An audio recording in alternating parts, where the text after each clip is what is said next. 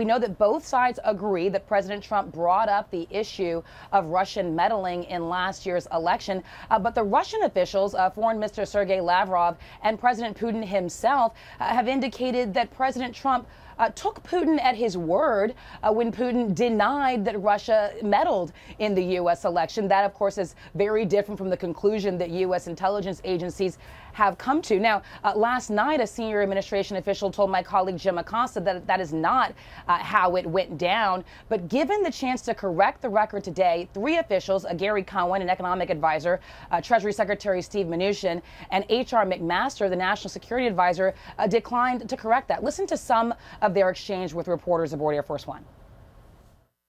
Vladimir Putin and Sergei Lavrov walked out of that bylaw yesterday and went out and they told people that President Trump had accepted their denial of election interference. Is that true? Let me just say, first of all, I think President Trump handled the meeting brilliantly.